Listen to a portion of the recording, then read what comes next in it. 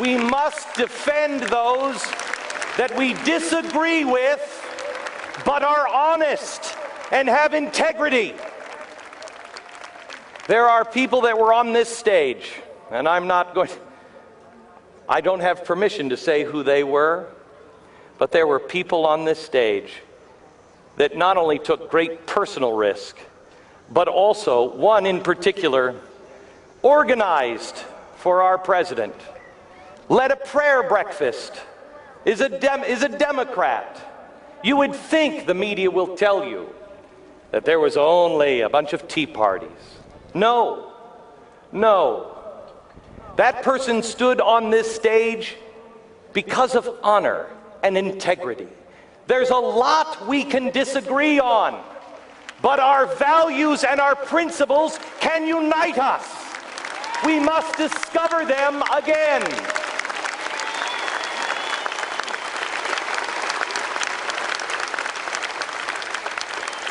Americans have always looked to explore. We went west, and then we went up. We're going down into the oceans. The time to explore is changing. For us to explore, we must not just explore outer space, but we must, as Americans, explore inner space. We must look inside of ourselves and look at what we truly believe. The Lord will always send a people wake-up calls. And He has been sending us wake-up call after wake-up call after a wake-up call. And it has been through the Republicans and the Democrats. It's all of us. All of us.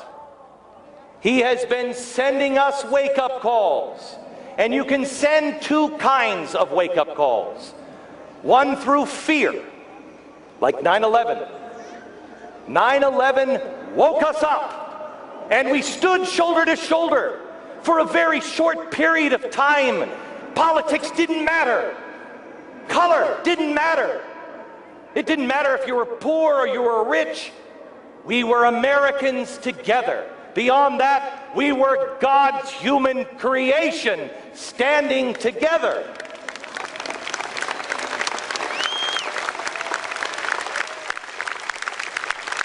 But fear only wakes you up for a very short time. I know that many in this country think that I'm a fearmonger. It is not a label that I think applies. I do talk about frightening things, but I don't think the man who saw the iceberg as the Titanic was about to hit it and said, "It's an iceberg," was a fearmonger. He was warning the people on the ship.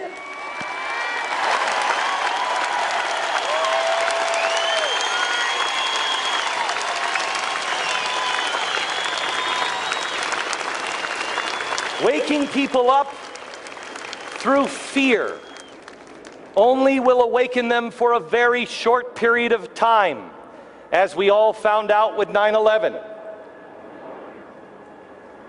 Do you not think the apostles, while waiting in the Garden of Gethsemane, were afraid?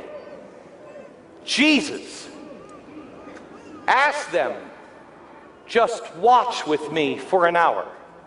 He prayed and he came back, and they were asleep. The enemies were lighting torches and gathering their swords. And they said, "Sorry, we'll do better next time." And they didn't. 1, 2, 3, 3 times. "Can you not watch with me for 1 hour?" The response is, "The spirit is willing, but the flesh is weak." Well, what do we do? They weren't awake. They weren't awake until after the resurrection. And then they knew. and they never went to sleep again. It wasn't the fear of death, it was the resurrection that kept them awake. We must, as a people, strengthen our spirit.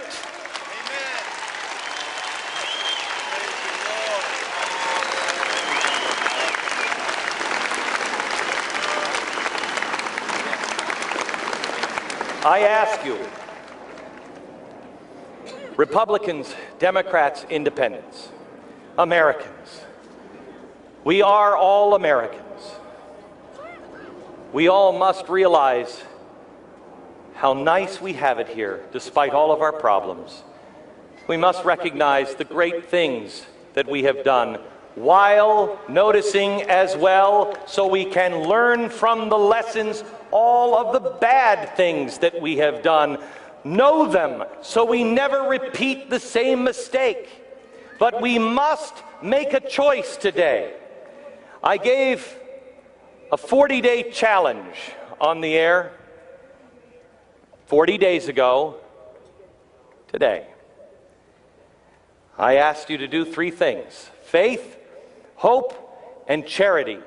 In your own life, I asked you, pray on your knees. Not just pray, but pray on your knees. Recognize your place to the Creator. Recognize that He is our King, and He is the one that guides and directs our life and protects us.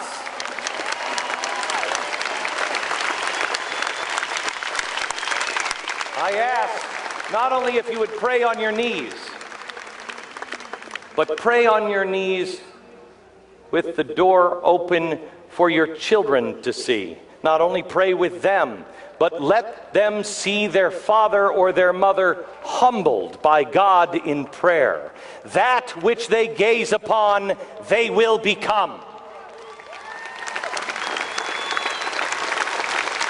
The second thing I ask you to do, for hope, tell the truth. Tell the truth. And it only matters when you tell the truth and you know it's going to hurt you. You know that it's not going to help your side.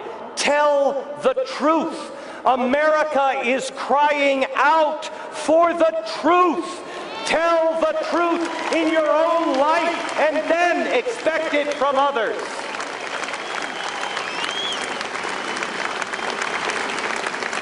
And the third, I asked you 40 days ago to do.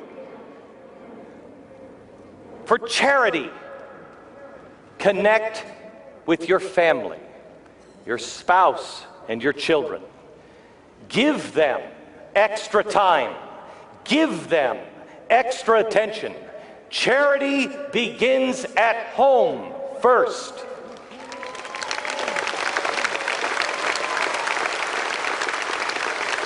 My challenge to you today is to make a choice. Does America go forward and the American experience expands, or does the experiment fail with us? Make the choice. And then, if you answer as I do, look to the top of the Washington Memorial, the Washington Monument. Praise be to God. My favorite line in the Declaration of Independence is, with firm reliance on divine providence, we mutually pledge to each other our lives, our fortunes, and our sacred honor. Let that phrase be our guide as they put on the top of the monument, as Thomas Jefferson said, if you really want to share the truth, embed it into architecture. The truth is on the walls here. The truth is on the top of the monument.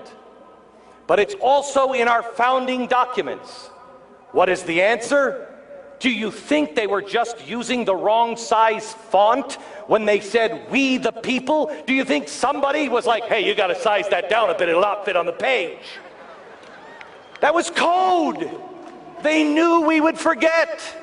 And at the end of the Declaration of Independence, it is our guide out with firm reliance on divine providence. Step one, with firm reliance on divine providence. How?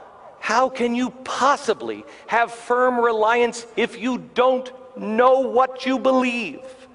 If you're just doing it because your family has done it, if you're just doing it because it's what we do, if you haven't, as Thomas Jefferson said, question with boldness even the very existence of God, for if there be a God, he must surely rather honest questioning over blindfolded fear. Blindfolded fear does not lead to an awakening. Questioning with boldness does. Find out what you really truly believe. It's the only way you can have firm reliance on it. When the storms come up and your ship is being tossed, you gotta rely on something. Do you want it to be an invisible magic sky god that you think is there? Or do you want to have firm reliance? We will be fine. I choose to know so I can depend with firm reliance on God's protection. 2, realize your space. If you understand who God is, you will also understand you are one of his children. That has great benefits and unbelievable responsibility. If you find out who God truly is, I warn you,